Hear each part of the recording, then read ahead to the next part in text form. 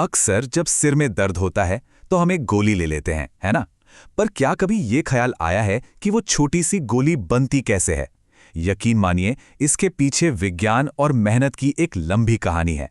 तो चलिए आज इसी कमाल के सफर पर निकलते हैं, लैब से लेकर सीधे फार्मेसी तक। हाँ, ये सिर्फ एक गोली भर नहीं है, ये तो विज्ञान, इंजीनियरिंग और लॉजिस्टिक्स की एक पूरी की पूरी दुनिया है जो एक छोटी सी टैबलेट में समाई हुई है। आइए आज इसी दुनिया के कुछ राज खोलते हैं। अच्छा, तो इस पूरे सफर को बेहतर ढंग से समझने के लिए हमने इसे 5 हिस्सों में बांटा है। सबसे पहले देखेंगे एक गोली की पूरी जर्नी, फिर समझेंगे कि इसकी रेसिपी कैसे डिज़ाइन होती है। उसके बाद चलेंगे असली फैक्ट्री यानी असेंबली लाइन पर, देखेंगे कि फाइनल टेस्ट कैसे पास होते हैं और आखिर में जानेंगे कि इसकी आखिरी मंजिल क्या है। तो चलिए शुरू करते हैं।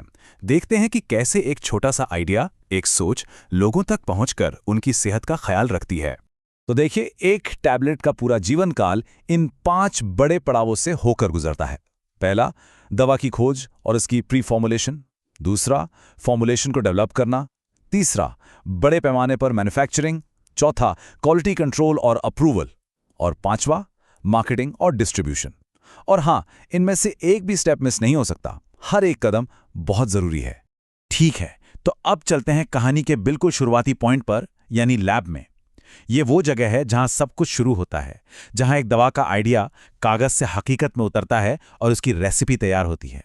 देखिए, किसी भी रेसिपी को बनाने से पहले उसके मेन इंग्रेडिएंट को समझना बहुत जरूरी होता है ना? बिल्कुल वैसे ही दवा बनाने से पहले वैज्ञानिक दवा की एकदम जड़ तक जाते हैं। वो उसकी पहचान, उसकी शुद्धता, वो पानी में घुलेगी या नहीं और कितनी स्टेबल रहेगी, इन सब चीज़ों की गहराई से स्टडी करते हैं। जैसे मान लीजिए पैरासिटामोल बनानी है, तो पहले उसके हर गुण को परखा जाएगा ताकि ये पक्का हो सके कि वो सेफ भी है और असरदार भी। तो हर गोली में असल में 2 तरह की चीज़ें होती हैं। एक होता है हीरो, जिसे हम कहते हैं एपीआई यानी एक्टिव फार्मास्यूटिकल इंग्रेडिएंट। यही वो चीज़ है जो असल में बीमारी पर काम करती है। और फिर होते हैं उसके हेल्पर्स, जिन्हें कहते हैं एक्सिपिएंट्स। ये वो ज़रूरी सहायक हैं जो हमारे हीरो यानी एपीआई को अपना काम ठीक से करने में मदद करते हैं। और इन हेल्पर्स का काम भी बड़ा मज़ेदार है। हर किसी का अपना एक खास रोल है। जैसे डाइल्यूएंट, ये गोली का वजन और साइज बढ़ाता है। बाइंडर, एक गोंद की तरह सबको चिपका कर रखता है। डिसइंटीग्रेंट, ये पक्का करता है कि गोली पेट में जाकर सही समय पर घुल जाए। और ल्यूब्रिकेंट, ये मैन्युफैक्चरिंग के दौरान मशीनों को स्मूथ चलाता है। मतलब ये पूरी एक टीम है और इनका सही बैलेंस ही एक परफेक्ट गोली बनाता है। तो भाई, हमारी रेसिपी तो तैयार हो गई। अब लैब के कंट्रोल्ड माहौल से निकलकर चलते हैं असली एक्शन में, यानी फैक्ट्री में। ये वो जगह है जहां उस एक रेसिपी से लाखों करोड़ों गोलियां तैयार होती हैं। यहां पर स्पीड और परफेक्शन का जो तालमेल है वो देखने लायक होता है। तो ये है टैबलेट की असेंबली लाइन। यहां काम कैसे होता है? सबसे पहला कदम है बिल्कुल सटीक वजन। हर इंग्रेडिएंट को नैनोग्राम तक सही तौला जाता है। इसके बाद होती है मिक्सिंग, ताकि हर गोली में दवा की मात्रा एकदम बराबर हो। फिर आता है ग्रैन्युलेशन का प्रोसेस, पाउडर को दानों में बदलने का काम। उन्हें सुखाया जाता है और आखिर में एक हाई स्पीड मशीन इस पाउडर को कंप्रेस करके उसे गोली की शक्ल दे देती है। अच्छा, ये ग्रैन्युलेशन वाला स्टेप इतना ज़रूरी क्यों है? सोचिए, महीन पाउडर मशीन में ठीक से बहेगा नहीं, अटक सकता है। तो ग्रैन्युलेशन उस पाउडर को छोटे छोटे दानों में बदल देता है। इससे होता यह है कि वो मशीन में आसानी से फ्लो करता है और एक मजबूत, अच्छी टैबलेट बनती है। और इसे करने के भी 2 मेन तरीके हैं। वेट ग्रैन्युलेशन, जिसमें लिक्विड बाइंडर यूज होता है, और ड्राई ग्रैन्युलेशन, जिसमें सिर्फ प्रेशर से काम होता है। अब कुछ गोलियों को एक स्पेशल ड्रेस या कहें कि एक कोटिंग पहनाई जाती है। सबको इसकी जरूरत नहीं होती, पर कुछ के लिए यह बहुत जरूरी है। जैसे इकोस्प्रिन का उदाहरण लेते हैं।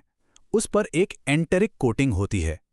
ये कोटिंग एक तरह का सुरक्षा कवच है जो दवा को पेट के एसिड से बचाती है और ये पक्का करती है कि गोली पेट में नहीं बल्कि आंतों में जाकर ही घुले।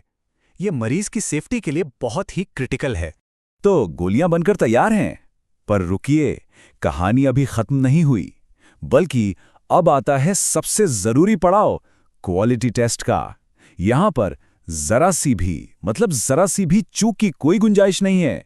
आखिर ये लोगों की सेहत का सवाल है। हर बैच को एक बहुत ही कड़े इम्तिहान से गुजरना पड़ता है।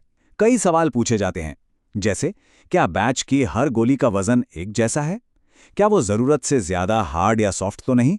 क्या वो पानी में गिरने पर बिखर तो नहीं रही? और सबसे जरूरी, क्या वो शरीर में जाकर सही समय पर घुल रही है? जब इन सारे सवालों का जवाब हाँ में मिलता है, तभी उस बैच को आगे जाने की इजाजत मिलती है। और ये जो भी हो रहा है, ये सब कुछ सख्त नियमों के एक सेट के तहत होता है, जिसे कहते हैं जीएमपी, यानी गुड मैन्युफैक्चरिंग प्रैक्टिसेस। आप इसे दवा बनाने की रूल बुक समझ सकते हैं। ये रूल बुक पक्का करती है कि दवा चाहे दुनिया के किसी भी कोने में बने, उसकी क्वालिटी और सेफ्टी के साथ कोई समझौता न हो। अच्छा, जब कंपनी अपने सारे इंटरनल टेस्ट पास कर लेती है, उसके बाद एक फाइनल अप्रूवल और लेना होता है सरकारी एजेंसी से। भारत में ये जिम्मेदारी है CDSCO की, यानी central drugs standard control organisation की। ये एजेंसी ही फाइनल मोहर लगाती है कि हाँ, ये दवा बाजार में आने के लिए पूरी तरह से सेफ और असरदार है। लीजिए, हमारी गोली ने सारे टेस्ट पास कर लिए, उसे सरकारी मंजूरी भी मिल गई। अब वक्त है इसके असली मकसद को पूरा करने का, यानी इसे उन लोगों तक पहुंचाने का जिन्हें इसकी जरूरत है। अब बात पैकेजिंग की। ये सिर्फ गत्ते का डिब्बा या एल्यूमिनियम फॉइल नहीं है, ये गोली का सुरक्षा कवच है।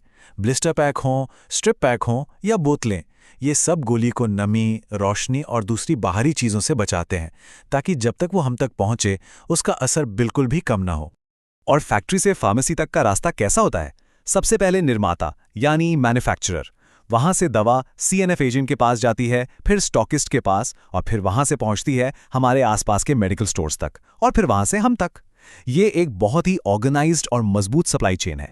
तो एक छोटे से आइडिया से शुरू होकर क्रोसिन या एजिथ्राल जैसी एक गोली का हम तक पहुंचना, ये वाकई में विज्ञान, लॉजिस्टिक्स और हजारों लोगों की मेहनत का एक जीता जागता चमत्कार है। तो अगली बार जब कोई गोली हाथ में हो, तो एक पल के लिए जरूर सोचिएगा उस लंबे सफर के बारे में जो उसने तय किया है। और ये सवाल भी खुद से पूछिएगा कि हमारे चारों तरफ मौजूद कितनी ही आम दिखने वाली चीजों के पीछे ऐसी ही कितनी असाधारण कहानियां छिपी हुई